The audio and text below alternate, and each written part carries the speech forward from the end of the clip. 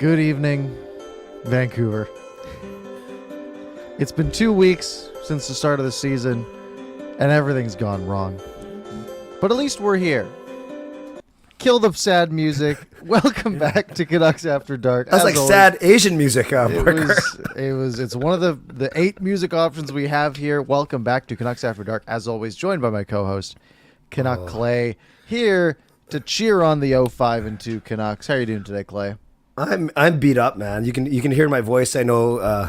I lost my voice. Busy work weekend. Then I was cheering the boys on so badly. I know we were both at the game. We can share our in-person reflections. Yeah, I'm beat up.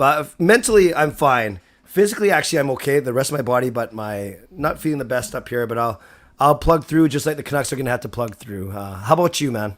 How about you? Yeah, I feel like maybe it's my fault. You know, I've been to how many games? 4 at this point, and did I hear you say you're going to Seattle as well? I'm on the way to Seattle on Thursday. Wow, doing a little boys trip for the Canucks and the Seahawks games. Oh man, that's awesome. Yeah, just more pain in store, really. Except for the Seahawks apparently, but that's sort of that's Seahawks After Dark, different show. Yeah. Who would have thought they'd be better? Yeah, that's crazy. Not me. But, man, we're talking about a team tonight that just keeps finding new ways to disappoint. Highlight of last night, it was Diwali night. That was fun. It was great. And everything else was miserable. Yeah, we were texting each other throughout the game, trying to see. You saw me. I think the closest thing that I got cheered about was I almost won a free shirt. Oh, so did I. Yeah, I had one. They were throwing them in our section. It went off the guy in front of me's arm and fell into the guy next to me's lap. Oh, the guy right next to you. Yeah, and then you got close. I watched it happen. Yeah, it wasn't. So you can call me out if I'm lying.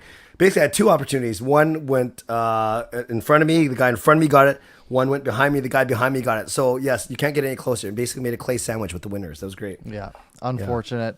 Yeah. Awesome. Yeah, I don't even know what we're gonna do here. We literally said last week we said jokingly, obviously, that then we're not doing another show until the Canucks win. And that didn't happen, but we are still here. But I think you did jinx it last night because you did text me after the second period saying, "Are you ready to see a game-winning goal on our side of the ice?" Which is we were both. And I was thinking in my head, I'm like, "Great, now Carolina's going to win it in overtime after they swap." But no, Carolina just scored 2 in the third period, and it didn't matter. So it's probably your fault.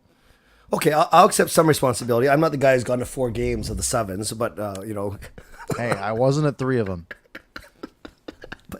So here's the thing. I know we got lots to talk about, but the one thing though, and I'd love to hear this from your perspective, being at both.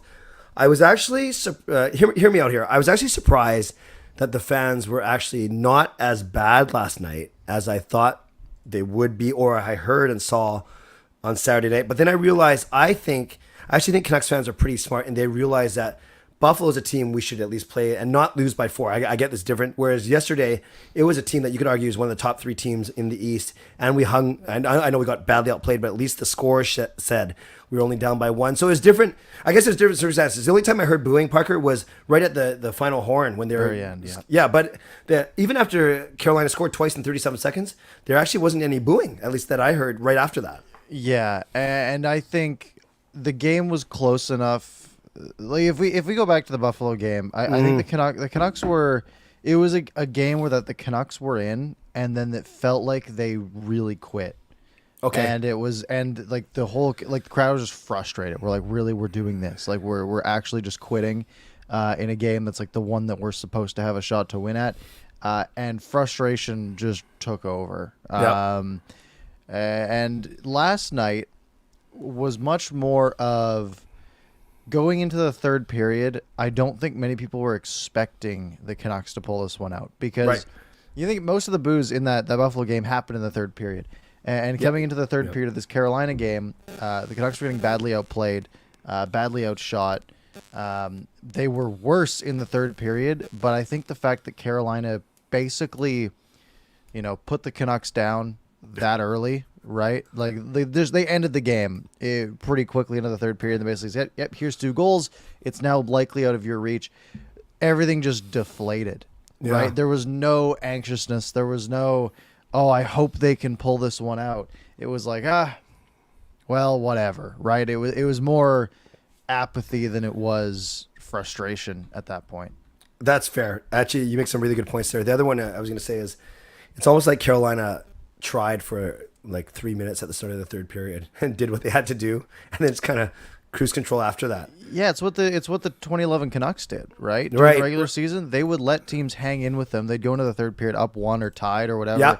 Yeah. They'd work hard for 8 minutes. They'd take a 2-goal lead and they'd just coast. Because good teams, like really good teams, can do that. The problem is we were told that the Canucks should at least be able to hang with these teams. Right? This is, and last night was a night for them to, maybe show, hey, yeah, we've been throwing games and blowing leads and all this stuff. But hey, we can at least still hang with the good teams, and maybe we weren't a complete pretender coming into this season. But going into that game and getting outshot basically 3-1, getting outplayed, just handily up and down the ice by the Hurricanes, it showed that they're not in the same class. And to me, it really puts to rest the idea of, hey, you just got to make the playoffs and you have a shot. Yeah, you're going to go up against a team like Carolina and beat them 4 times out of 7. A team that's outplaying you that bad, probably not. That's a really good point. Yeah, that's a really good point. And then, it just shows that, I wouldn't say we're a pretender, but we're definitely not a contender. So it shows the difference between the contenders and pretenders. And even, you look at the score, and if someone didn't watch the game, they'd say, oh, it was 3-2 and we had a chance to come back. But no, we didn't really have many chances to come back. Yeah. Also, they didn't play Sweet Caroline last night. They learned from that mistake of Saturday, because that was a disaster. What happened there? So the boos were already going, and then it's 3-1 Buffalo, and the Canucks just seem out of it. And then 3 or 4 minutes to go on that last commercial break, they drop Sweet Caroline, and people, instead of the bop bop bop, they drop boos in there instead. And it was fantastic. It was a beautiful coordinated effort from the crowd. But yeah, it was really it was telling the DJ, like, hey, there is a time and a place. Yeah. And many people argue there isn't a time and the place for Sweet Caroline. But they were told this is not the time or place, because there are no good times right now. Did you partake? Be honest. A little bit. I did. Yeah. So you went, I was boo, frustrated. boo, boo. Yeah, That's what you did. I was frustrated. It's just, it sort of all came to a head, right? It was their home opener. It was against Buffalo. Buffalo's looking like a good up and coming team, because they had, a real rebuild. Yep. And they're looking like a fun team. But that was supposed to be the game, home opener. Canucks should have all the energy, and they were just flat. And they look like they've given up already. Oh, well, I guess we don't have to go in order. We'll just keep talking about this game and going backwards then, and then before we look ahead. So, what else stood out to you? JT Miller. What did you think of JT Miller on the wing? So if you guys haven't watched Parker's post, so go check out both of our post games, because it was kind of cool, because we were both at the game. Parker gets home. He does 13 minutes sitting on his floor. I don't know what he was doing. Well, I do know what he was doing. It was actually pretty good. And then I had my son Sean on with me, which is kind of a nice break for me. And people were talking about how much we look and sound alike. And Sean was not happy today. But that's another story. Parker, you're on your ground. And you did say, JT Miller, 2 goals all. And he was playing on the wing. What'd you think? Yeah, I think I don't think he's cut out for I just don't think he's really a centerman, from what we've seen. He can put up points, and good enough players will put up points, but as a centerman, you have a ton of defensive responsibility. On the wing, your life is easy. Right. I'll go play, beer league center, and I will be dead after a game, but I'll play wing and I'm ready to go again. Because if you think about it, I mean, if you're playing the wing, you're playing really aggressive in the offensive zone. Maybe you're the first forward in, you're F1, you're forechecking, right? Or you're the second winger, you're just trying to support. Maybe you're going to the net and letting the center go help. And then puck goes the other way. Centerman's got to hustle back, because his job is to pick up the trailer, or whoever the first forward available is. But if one of the wingers is for sure just sort of sticking with the defenseman on the other team, right? You're coasting most of the way. You're skating half speed. where the centerman's got to come back. They might have to go help in a corner battle. They might have to go push a guy in front of the net, right? Try to win a physical battle. It's a much harder position. It's a much more important position, which is why wingers have much less value in the NHL. And I think when a guy is struggling as much as they are at this point, like JT Miller is, I think you got to just simplify things as much as possible and say, hey, we're going to take half your responsibilities away. You're going to go out there. Your job is to win the occasional puck battle, cover a D-man, and try to score a couple of goals. And that's what he did. Was he amazing last night? No. I mean, his first goal was a tap-in, and his second one was a lucky bounce off of Kotkaniemi's face, and then a great shot. And you can't take anything away from the shot. But, I mean, those are two just quick, instantaneous moments that were both kind of fluky. That, he was definitely better last night. Trend is going in the right direction, but it needs to go farther in that direction. Yeah, I think a great point about not having to skate as much. I think Miller even said right out after the game that it frees him up, whatever that means. Maybe it frees him up from playing defense.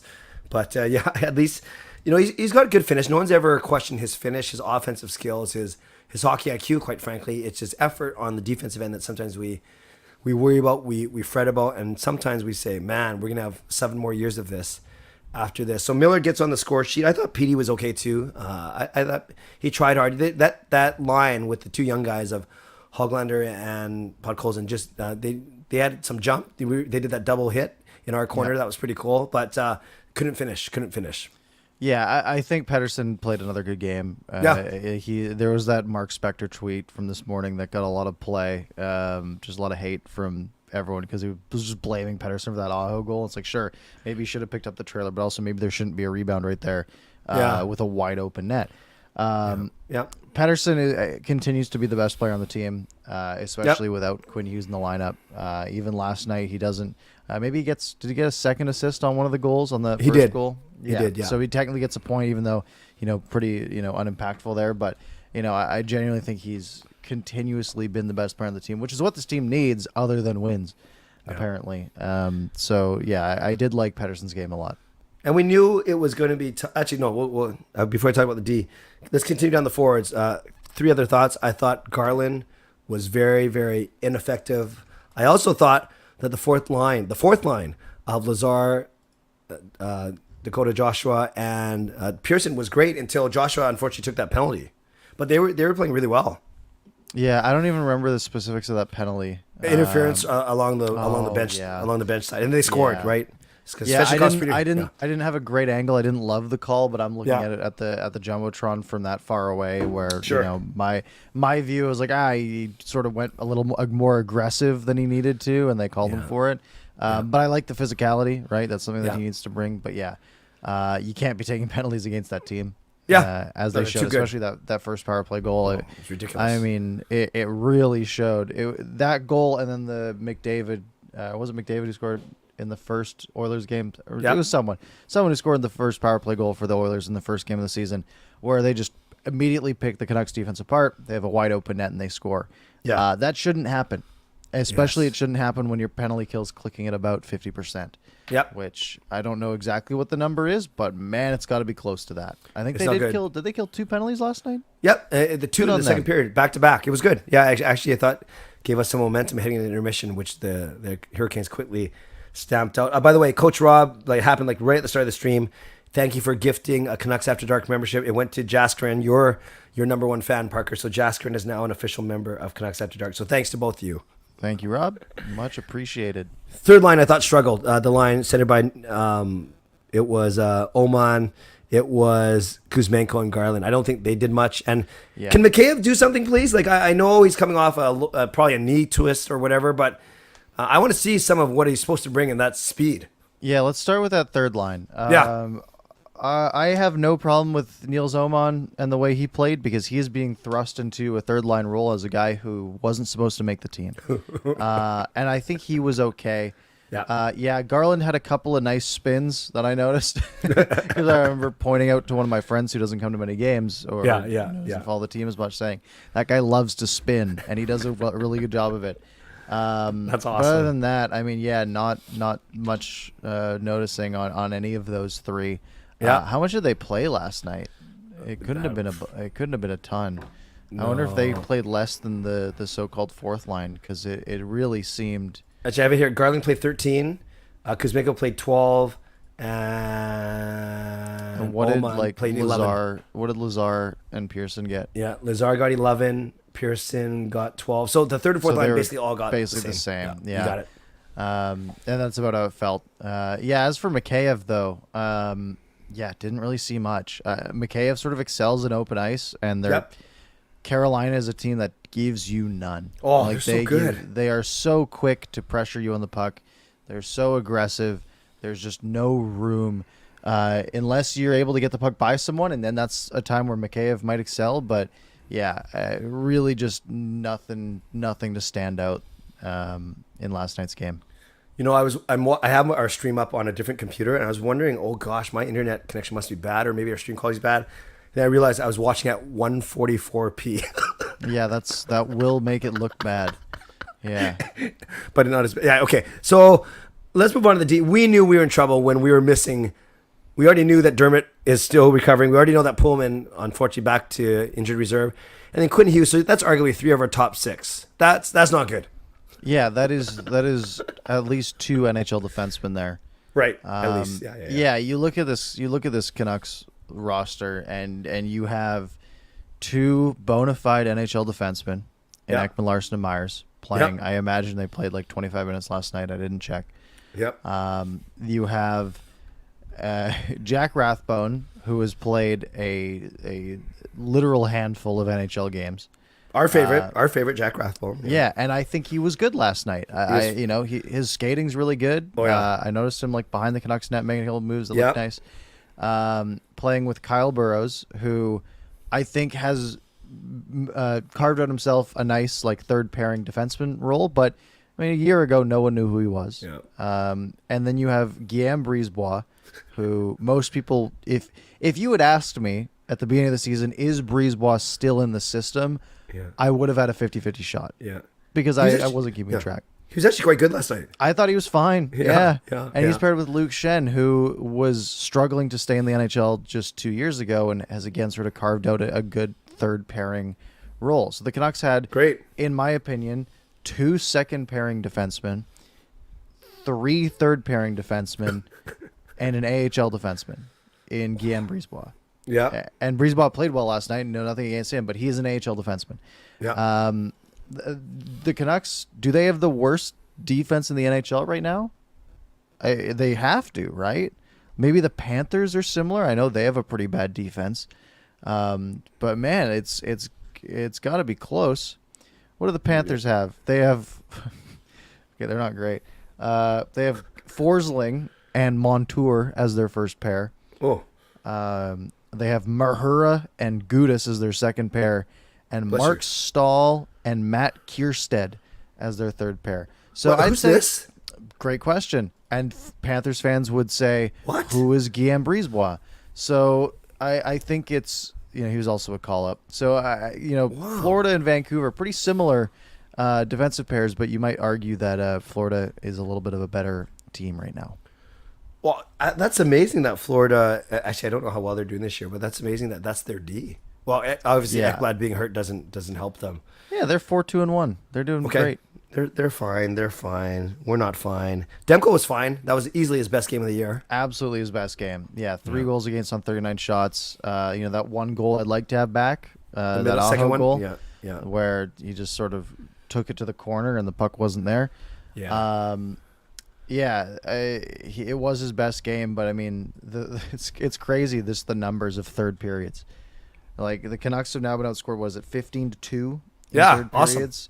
17-2 if you include overtimes. Great. You take away third periods, the Canucks have a positive goal differential. Yeah, we're the right? best. You take away third period and overtime, the Canucks would have a +1 goal differential, and have a couple of wins under their belt. I don't get it. Like, I don't understand how you can have such a drastic change in the second intermission. Like, what is happening in the dressing room at the second intermission that is completely tanking this team? Yeah. It's unreal. Well, on Saturday, what's happening in second intermission is Shen and Miller fighting. So, Well, so maybe that might help. tell me what you thought about the 2 weird goals. The one that was called back, and the one that was allowed last night. Okay. Again, I'm seeing them mainly on the jumbotron, Right. and from kind of far away because I was the upper bowl on the other side of where both of those happened. Yeah.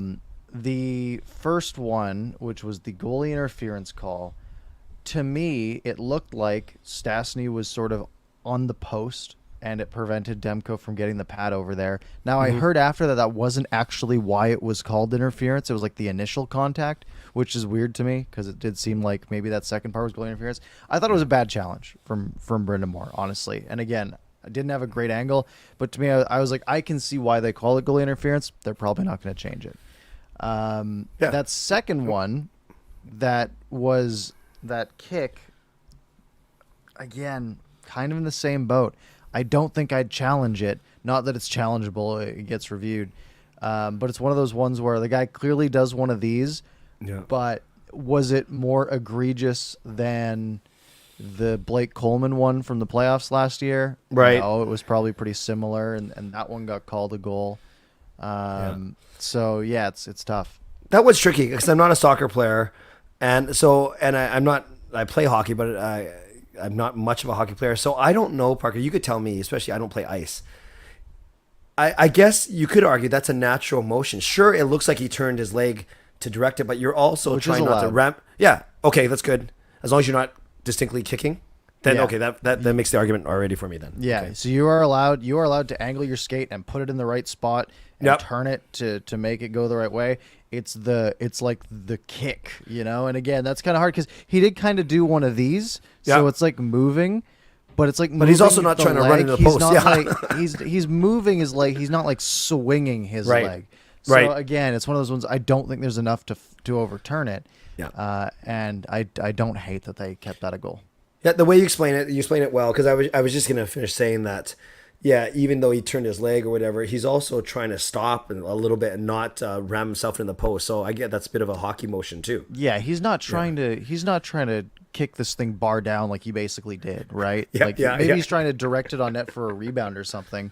Right. But the result was a lot better than I'm sure he anticipated.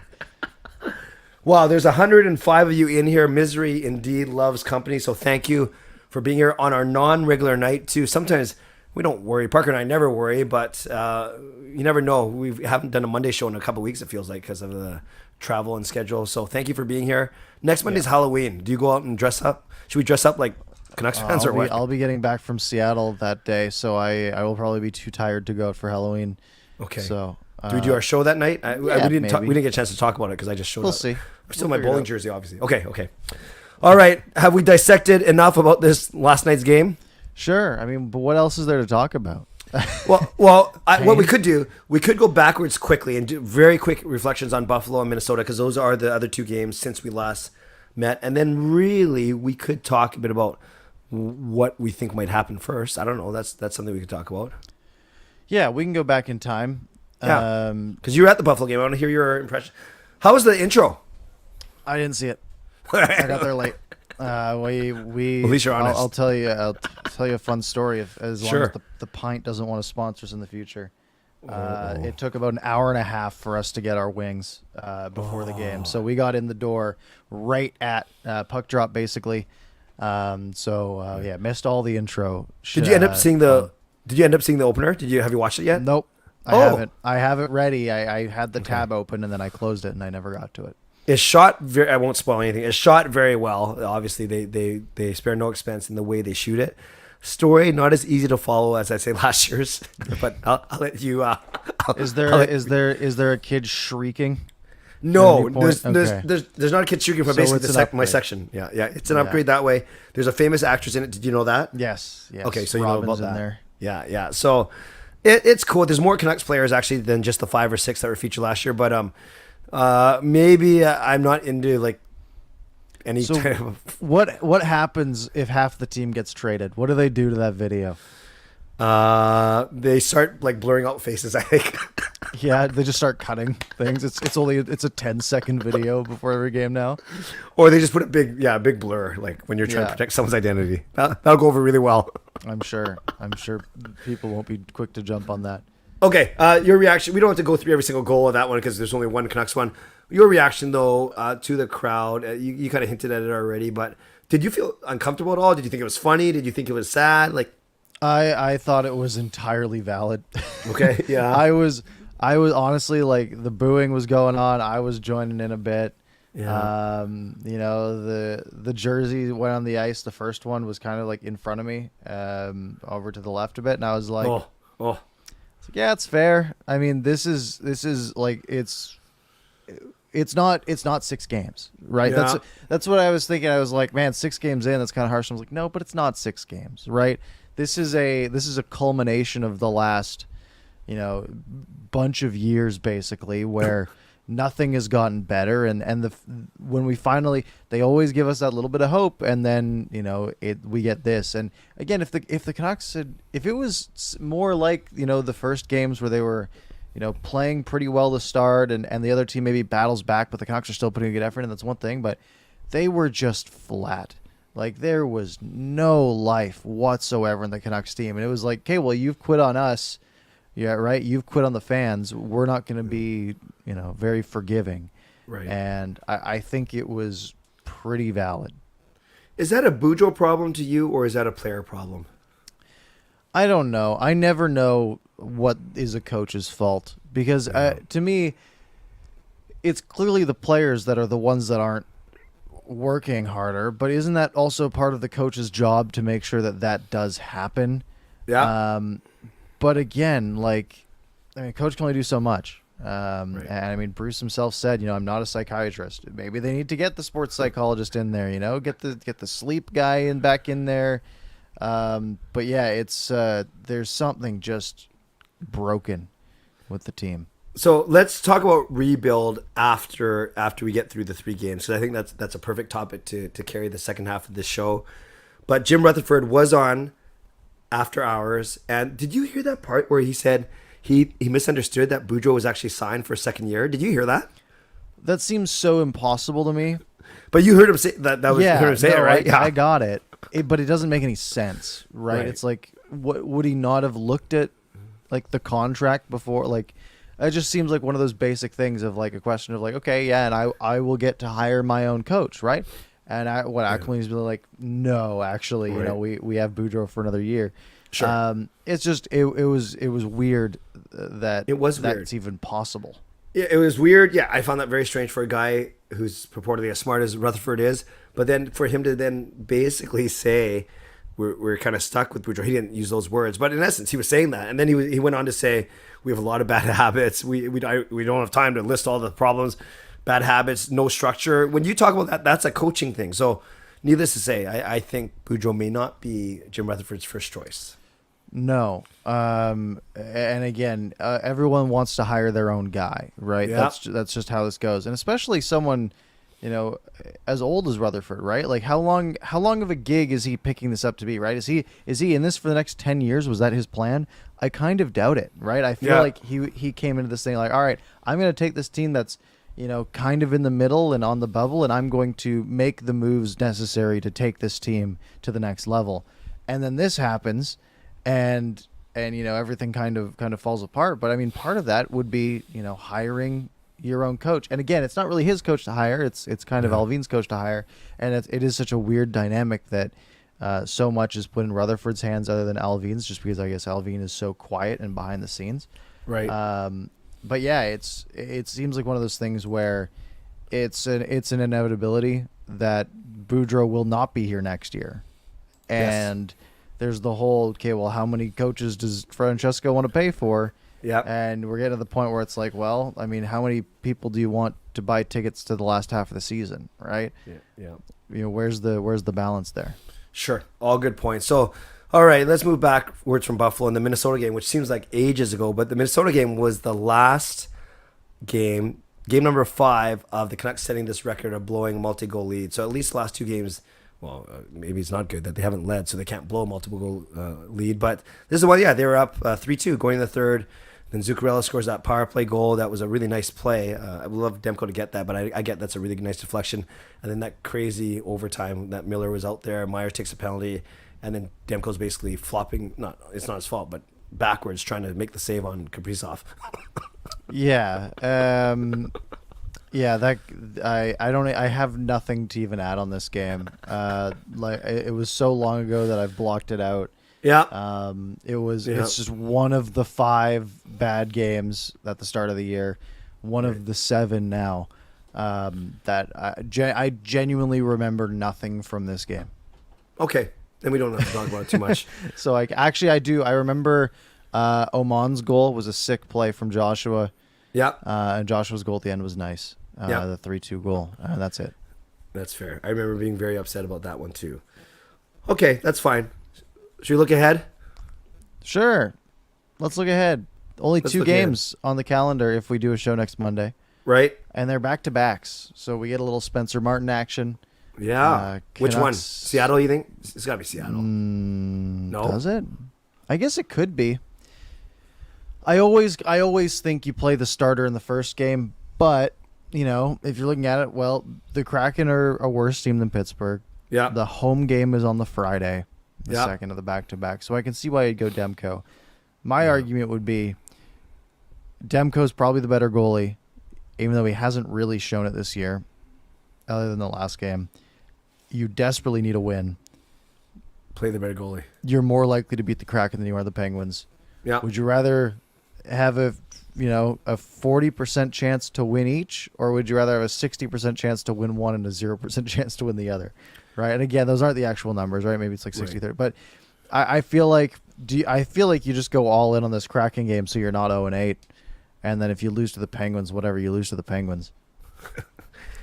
I guess that's a very fair theory. I've always just gone with weaker goalie, better goalie, but weaker team, better team, I should say. But that actually makes a lot of sense.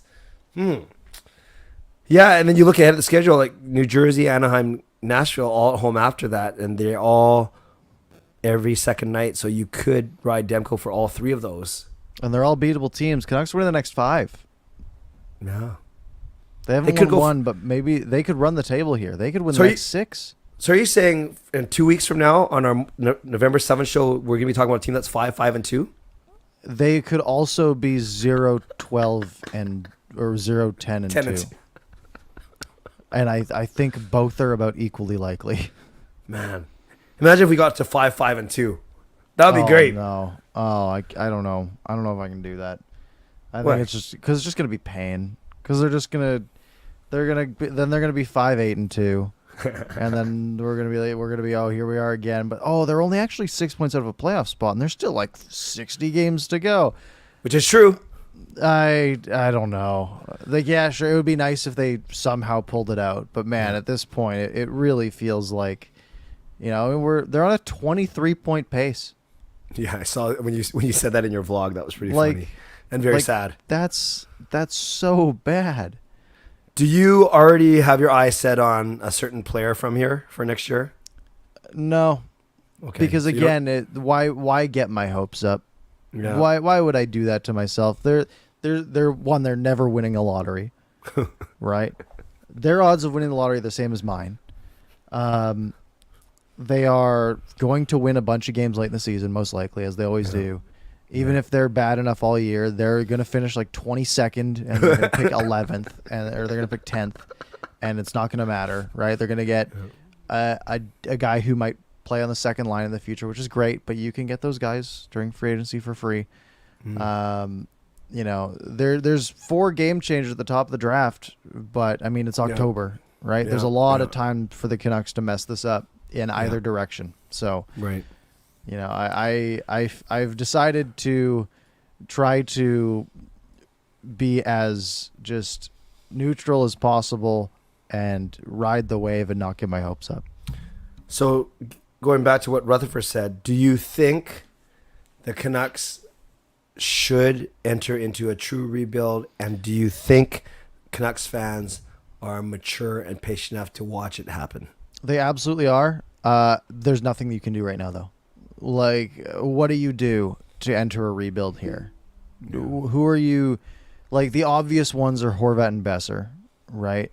Yep. Because Horvat's UFA, and then you got Besser as well, being sort of maybe a guy who has some value. but I mean, what are you? Or you're not doing that now, right? Because it's a flat cap. Most teams are capped out. Yeah. So you're likely waiting until the trade deadline. A lot of time for this team to sort of turn it around and be at least in a reasonable spot, as in like 11th in the West, maybe 10th in the West if we're being optimistic. And I just in this flat cap environment, I mean, there's almost nothing you can do, right? It looks like maybe the cap goes up $3 million next year, right? That's possible if all the escrow gets paid off this year. Yeah. And maybe they can start to make some moves in the off season. But I mean, we were, a month ago we were talking about this team's window being 2 or 3 years down the line. So what are we back to 6, 7? Is that what we're doing here? Because I get that we can be patient, and it's probably the best option. Because you don't want to be a middle of the pack team forever, because basically what the Canucks have ended up at right now, if we take these 7 games as what they are. So, I genuinely, I don't know what you can do at this point. Yeah, and Justin says Aquilini won't allow for a rebuild, obviously. I mean, that's what we think. And then Gio Reber says the rebuild really should have started when Linden called for it, and that led to his ultimate dismissal when Aquilini and Benning kind of teamed up on him. Yeah, no, there is an alternate timeline where the Canucks are very good right now, and Trevor Linden, and maybe they win a Stanley Cup, and Trevor Linden has a statue outside Rogers Arena, right? That is a legitimate alternate timeline. That's not the timeline we are in, unfortunately. I'd love to be in that timeline, but it's I've started to hear all the same buzzwords. The retool on the fly. Yeah, it's just like I just wince. I'm like, no, it doesn't work. It's never worked. It's not worked for anybody. Stop. Yeah. And that's what Kai said. We cheated on the rebuild, and it's all starting to show now. It's almost impossible to win a cup if you rebuild on the fly. So Kai is agreeing exactly what you just said. Yeah. No, it's just not a good situation. Oh man. So the last question, then we can turn over to the people. Where do we go from here? Do you just ride it out and see what happens? I guess so. I mean, there's nothing we can do, unfortunately. But if, for the Canucks, I mean, their options really are, you try to, I think we're at the point where something gets flipped, right? Some sort of trade, and it might be a trade that is a net negative for the Canucks, but just has to happen, right? Tanner Pearson's right there, right? He has always been the Jim Rutherford trade piece. I'm sure he's sweating bullets in the room right now. Actually, maybe he's looking forward to a trade at this point. Yeah, they're playing. I think they do something, shake up the room, and inspire some fear in the locker room. Will it be enough?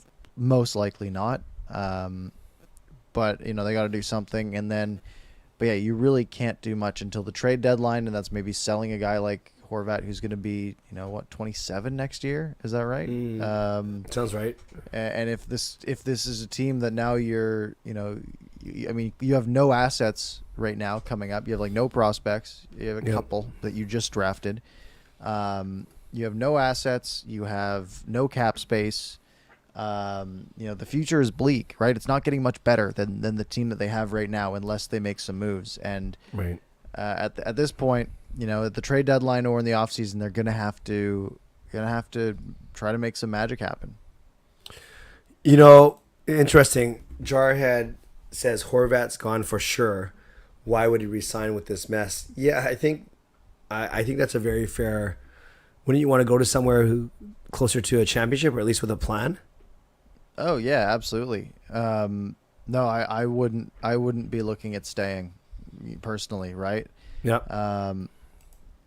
Yeah, if I'm Bo Horvat, I am saying, yeah, no, I'm good without contract talks for the year. You can trade me at the deadline, do whatever. That's not what he'll say publicly, right? He'll say, we're going to try to work this out. And but yeah, this is a team that it needs a real shakeup. And why would he want to be he wants to be here till maybe they make the playoffs when he's 30, right? Gosh. And we're talking about a player who's played in a handful of playoff games in his career, like 2 years or just twice he's made it.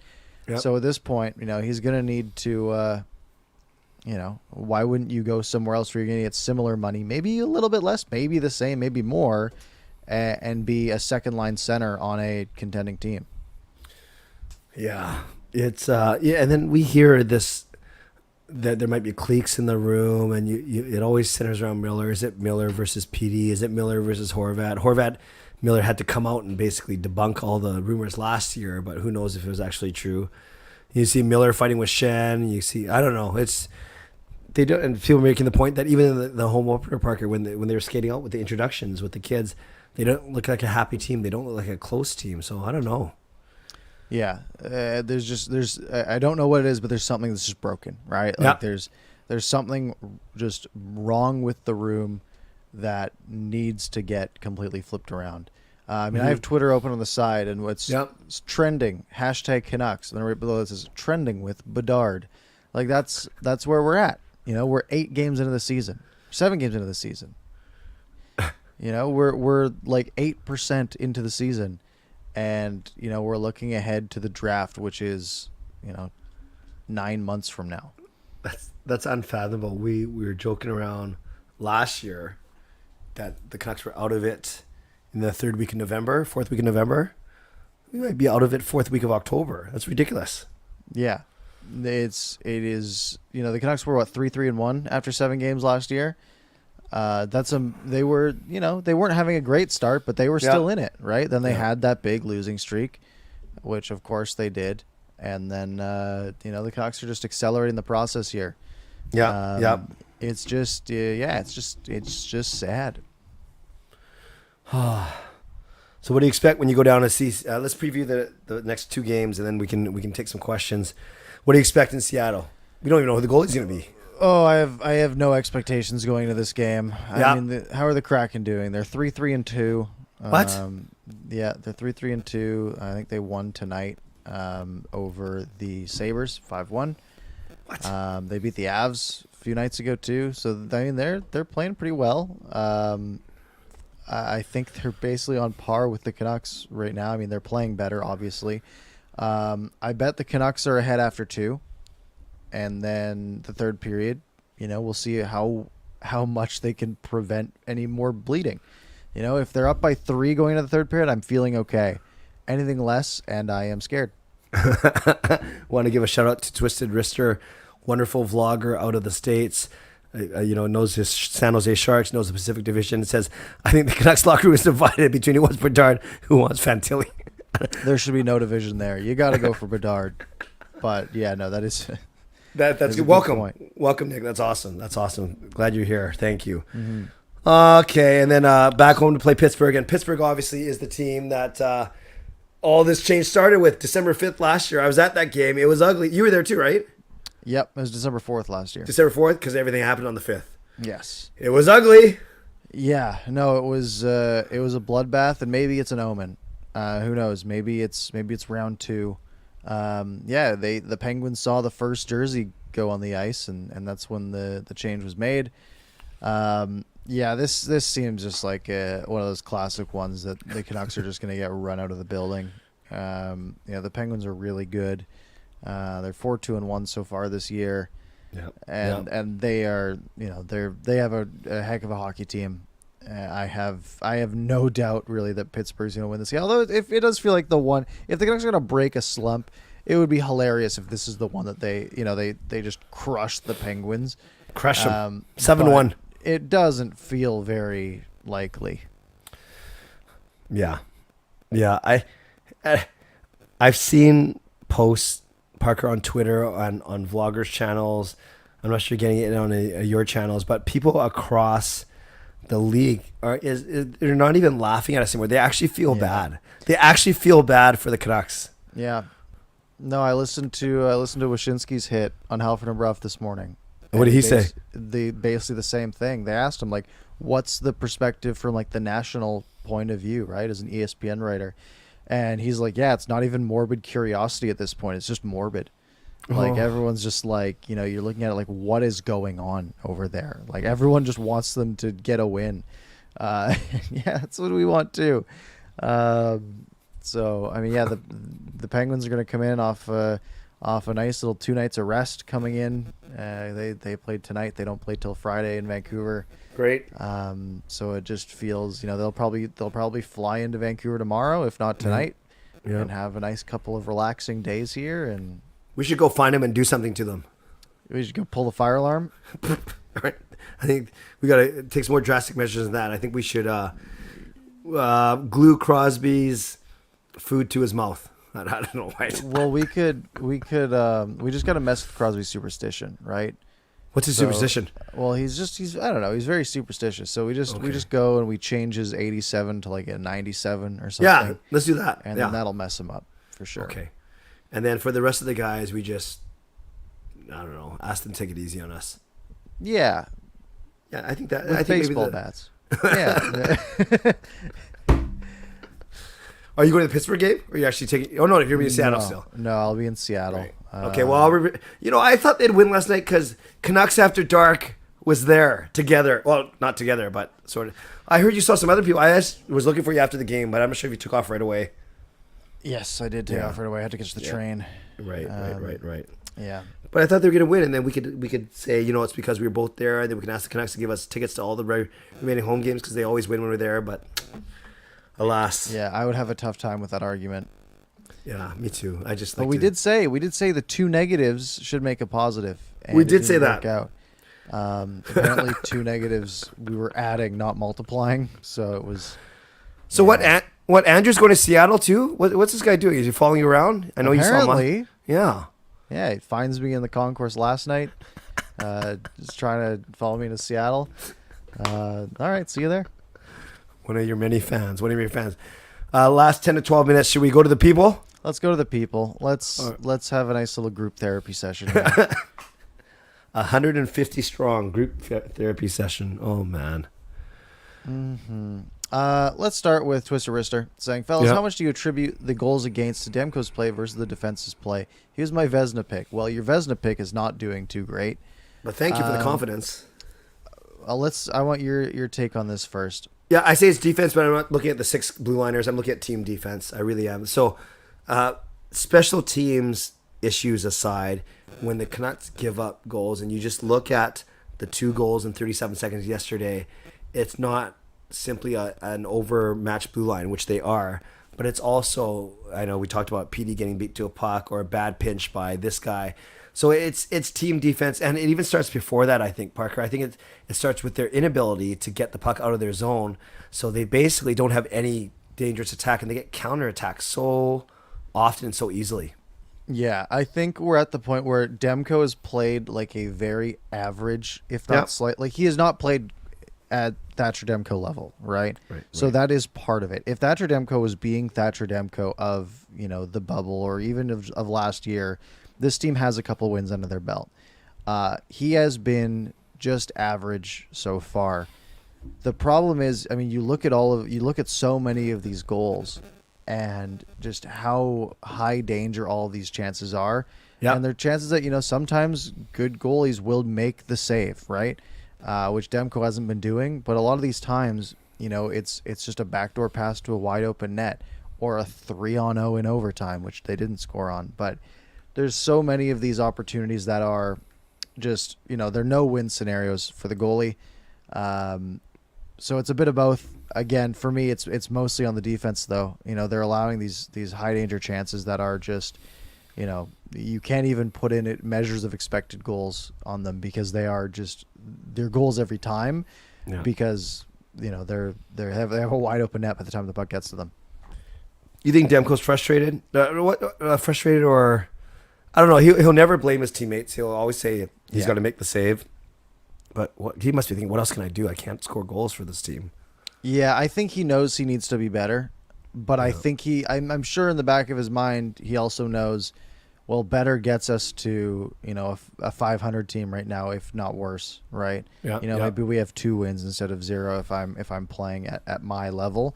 Yeah. Does it change that Sabres game? No, right? Yeah, but a couple of those third period ones, right, makes a couple of miraculous saves, and those turn into wins. Yeah, so need more Scorpion saves. Kai says this: any thoughts on experimenting guys like Podkolzin or Garland on the PK? It can't get any worse, and I really think Podkolzin has the potential to be a decent penalty killer in the future. Canucks are gonna get the puck out of the zone. Yeah. Like it's really like that has been their biggest struggle.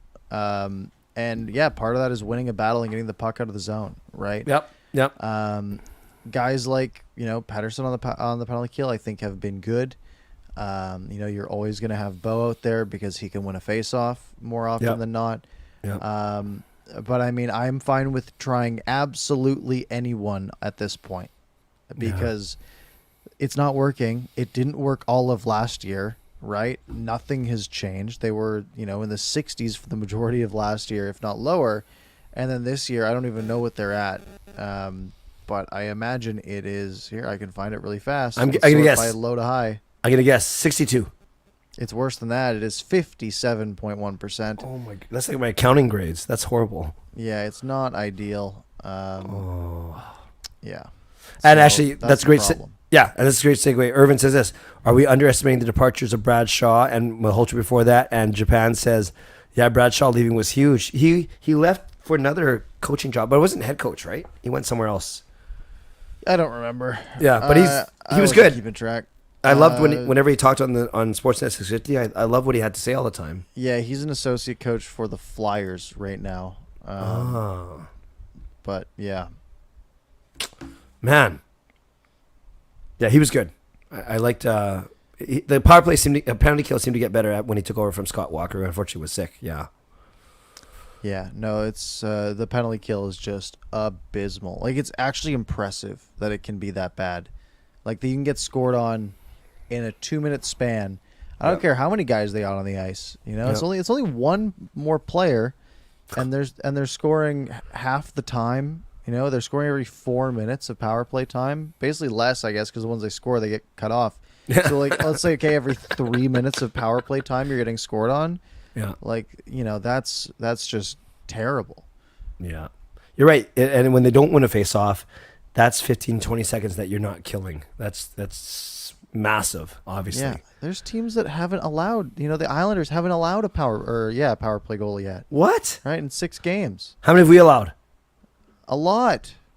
Almost all of them. I don't have the number here. Okay. But yeah, no, it's dire. Here's a great question from True Sight. I don't think it's safe to say Miller is back in the market, but let's talk about your second point. Will management ego be unable to admit obvious mistakes? Miller's no trade doesn't kick in until next season, Parker. But there's you can't move him now, right? With you maybe at the trade deadline you might be able to. Yeah. Yeah, I saw. Again, they asked Greg Wyshynski about this, and often brought this morning. And Ruff was very like, well, does he even have any value right now? Mm-hmm. And Greg Wyshynski was very of the mind of like, of course he does. Like he's still, a very good hockey player. He's had a couple of bad games. His contract is not great, but also not that egregious. Like there will be someone out there willing to spend that, but you're probably not getting an insane return. So you got to think, and this is the conversation that I had and why I was on the trade Miller camp, up until the trade deadline last year and all off season, of what's more valuable to you, JT Miller or $8 million a year of cap space and all of the assets that you get for trading JT Miller. And then using that cap space to go find someone else, ideally, that's probably a little worse than JT Miller, but you have all those other assets to make up for it. Yeah. Now those assets are a lot lower, but if we're talking about a team that's not going to be good this year, and who knows when they're going to be good, I mean, what's the point in having JT Miller around? Miller or Horvat, you think there's a world that sees both of them here next year?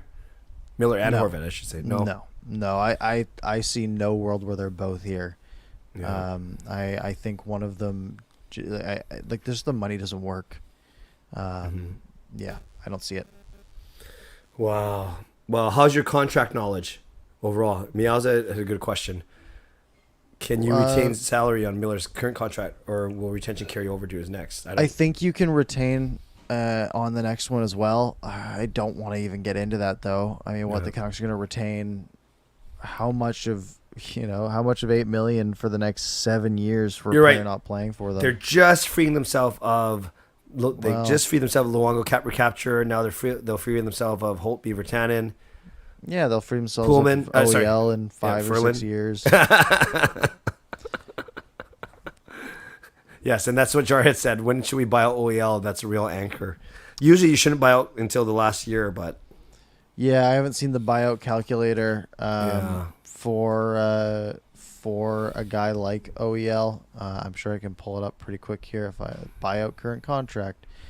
So if they bought him out next offseason, he would be on the cap for about 2 point something ish a year for the 8 years instead of the 4 years that were left on the contract. So he only has 4 years left on the contract after this season. So basically 5 years as of right now.